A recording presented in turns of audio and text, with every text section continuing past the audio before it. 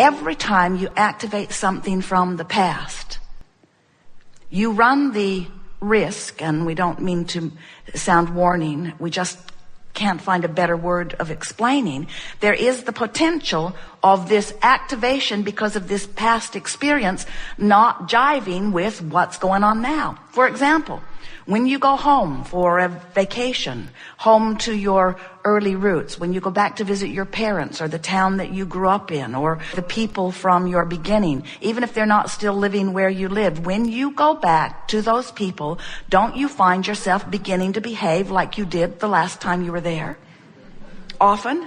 Because those familiar faces and places, the familiar food that they're eating, the familiar things that they think about, the familiar family albums that they get out, the familiar vibration of what that was is activated within you when you turn your attention to it. Whether you go there or not, or whether you just think about having been there. In other words, when you turn your attention homeward, so to speak, homeward to your physical family roots, you activate the vibration of that, and if you feel love and joy and friskiness when you're doing that, that means that those thoughts that are activating are blending with the most further extension of who you are, and all is really well. But if you feel irritated, if you feel ornery about it, if you feel lonely or homesick, if you get those nostalgic feelings that so often you associate with home, what that means is that thought activated something so far from who you now are that there is a discord within you. Esther said, after a while of understanding this, now I know what homesick means. Home makes you sick. And we mean that too, in the sense that when you activate those memories of when you felt less secure, or when someone didn't approve of you, or before you had figured out who you are, it's a very common thing for you to activate just by turning your attention to something that doesn't jive with who you are. But you don't have to go back home or back into your memory to do that. All day, every day, the thoughts you are focused upon, whether it is past, present, or future, whether it is a person, whether it is a place, whether it is a thing, whether it is a philosophy, whether it is an economy, whether it is a government, it doesn't matter what you've turned your attention to.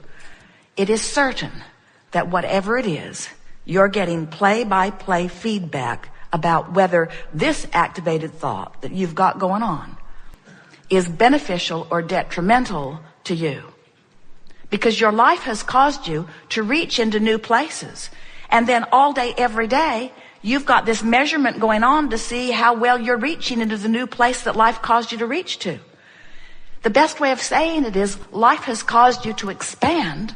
The larger part of you, the inner being of you, has already taken that vibrational leap forward. And if you don't bring the rest of you along, then you feel the discord and you don't feel good. In short, if you are to live the joyful life that you have come forth to live, you've got to keep up with you.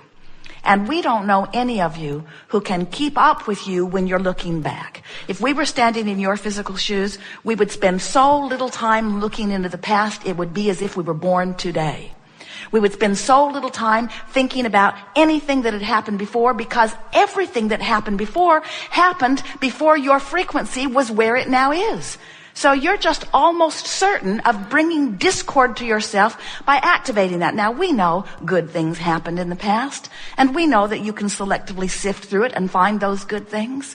But you are forward-looking beings. It's one of the reasons that you don't stay in these physical bodies very long. You don't stay in these bodies very long because you get so enamored with the path that you have walked upon that you want to record it for all to hear. And when you do, it holds you back. It holds you back from where you're going. It keeps you from being who you really are. It's not good for you, so stop it. Or not. Whatever you want is fine. So what we're suggesting is, if you put your emphasis where it counts, which is upon your own vibrational awareness and getting into the vortex, then of course, from in the vortex, you'll be inspired to all kinds of action. Now that we have introduced the analogy of the vortex to this conversation, let's just talk about action and effort in relationship to the vortex. First, I want to say that most people who are outside of the vortex are offering a lot of effort. And even though they're offering a lot of effort, it doesn't get them very far. In other words, there's a whole host of people banging around outside of the vortex, competing with one another, measuring their progress against one another, who have very little to show for all of their hard work. While if you let being in the vortex be a more predominant part of your effort, you access a leverage because you access the energy that creates worlds. And so it's funny for us to hear people say, well, I'm not sure that it could be that easy, so I'm just going to stay outside the vortex where it isn't. And we say, put your effort toward getting inside the vortex and find out how easy it is. And your clients and yourself, you're right. Words don't teach. You got to get in there. You've got to live life inside the vortex and life outside the vortex before you can accurately proclaim what's easy and what's not. And we submit to you that life outside the vortex is hard and sometimes torturous and gets you hardly anywhere, where life inside the vortex is where it is at. And we agree. It's why we've written book after book after book. We get it that you want it to be harder than it is. There are no rules to this game of life. There's just an incessant quest that is within you, and that is to feel good. And we're just letting you know why when you don't feel good, what's going on, and why when you do feel good, what's going on. And it is our desire, as we chew together in the hours that are before us, that you leave this gathering with a revived decision that nothing is more important than that you feel good, and you're going to look for love in the places where it is. There are so many people looking for love in all the wrong places. And we want you to understand that where it is forward looking. Where it is where the whole of you is. Where it is where the source that is within you has evolved to because of what you have lived. We have to make a very strong statement here. If life had not caused you to become more, you would not feel uncomfortable when you don't become it. You got to keep up with you. You just got to keep up with you. You just got to keep up with you, you see. It's a little tricky, isn't it? Because from outside the vortex, you have all of these possibilities, because there's thousands upon thousands of books that have been written about that very subject. When you're outside the vortex, you're just trying to match up all of these components. Well, how did we come together, and what responsibility do we have, and what did you do to me, and what did I do to you, and where did you come from? And you probably got that way because of your mother, and I wonder what her mother was like. And then there was that counselor that we had, and that counselor was wacko, and that counselor didn't know anything that we were talking about, and there are this factor and this factor and this factor, and then these, and you just kill me now.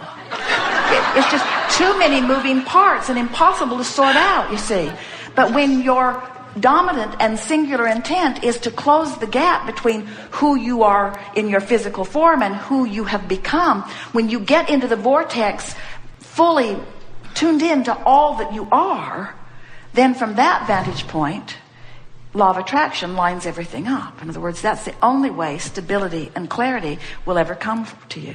If you're trying to please that one and please that one, there's that what that one thinks, and there's what that one's family thinks, and then there's what your family thinks about that, and then there's what your neighbors think, and then there's what your golf group thinks, and then there's what those people at work think, and then there's that, and that one thinks that way because that one had that experience. In other words, that one got dumped too, and so that one is really mad at you. In other words, you can't sort it out. When you're trying to take into consideration what everybody thinks about where you are, it will just make you crazy. But if what you're considering is your relationship with who you have become and all that you've been asking for, that guidance is clear. You know exactly what to do. So it's not just about what to do about it, it's about how to feel about it. You feel your way into the vortex. And then what to do becomes a very easy thing to do. Because one who is connected to the stream, one who is in the vortex, one who's tuned in, tapped in, turned on, one who's in alignment with who they really are, is more powerful than millions who are not. So imagine following your own bliss, following your own heart, coming into alignment on subject after subject, and then from that in the vortex position, now looking back in appreciation of everyone who helped you along the way, and giving benefit back to them from your in the vortex place, you see. can only uplift if you've allowed yourself in. People say, Abraham, I think you teach selfishness. This seems like the ultimate selfishness, to go get what you want. And we say, you have no choice but to come into alignment with self. And when you do, you have the energy that creates worlds flowing through you.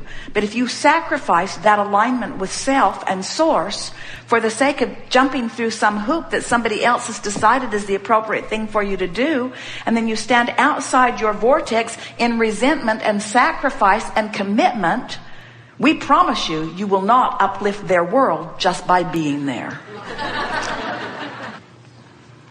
You know what we are doing here? We are trolling for light, which represents your question, and allowing, which represents your readiness. You like knowing about the vortex? Has it put your life into greater context? Do you realize the power with which you've come forth into this experience?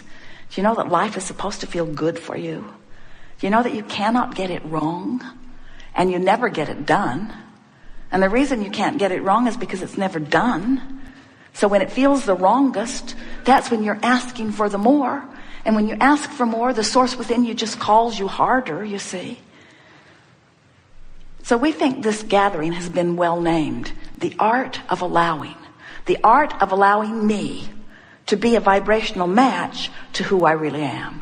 The art of allowing me, through the choices of the thoughts that I'm thinking, to line up with who life has caused me to become. You are aware that we have left nothing undone. Do you know that you were source energy before you came forth into this physical body? Do you know that a part of you has come forth into this body? Do you know that the contrast is inspiring the expansion of you? Do you know that your emotions let you know whether you're keeping up right now or not? Do you know that you can't not keep up, but you could hold back temporarily? Do you know that when you hold back, it doesn't feel too good? But do you know when you hold back, it causes you to ask for more? And do you know if you still hold back, it causes you to ask for more? And if you still hold back, it causes you to ask for more? And you know eventually, your vortex is spinning so fast and calling you in such a profound way that every now and again, when you're not looking, when you're not resistant, when you're at ease, when you're basking, when you're appreciating, the vortex takes you in and gives you a glimpse of who you are. That's that rush that we were talking about just now. This has been a particularly wonderful gathering. We've appreciated all of you, whether you sat in the chair or not. As someone put forth a question, it activated vibrations all over the room. And the question expanded, and we could feel the power of what you were asking.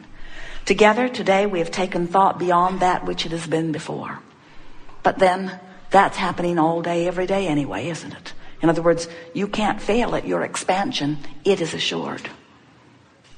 What we are wanting with every word that we offer, and every book that we write, and every process that we spew, is that you will find some way to release a little more resistance and allow yourself a little closer proximity to your vortex. Because it is with everything that we are that we wish for you the majority of the days of this life be lived from inside the vortex. We want you to know with clarity the power and value of that which is you. We want you to feel the pride within you for your contribution to this time-space reality and all that is, that defies anything that anyone has ever felt. We want you to feel appreciation for the others with whom you share your planet. We want you to know that without exception, every one of them is a part of that which you are. You've come here to share this contrasting experience for the purpose of expansion, but not just for the purpose of expansion, because that is an inevitable consequence of beingness, for the purpose of joyous expansion. Life is supposed to feel good to you, and when it doesn't, something is screwy. Get into the vortex and milk it for all it's worth and stay there and feel the resonance of it and know who you are. And the more you're in that vortex, the more you become unwilling to hang around outside of it. And the more you're in it, the more you feel the familiarity of it. The more you tune your awareness to what it feels like when you're in and out, until you'll become, as Jerry's describing himself, you just barely brush across the surface of something that isn't up to speed with who you are, and it gives you prickles. Not because you've done something awful, but because it's not who you are. It doesn't resonate with who you are. Life is supposed to feel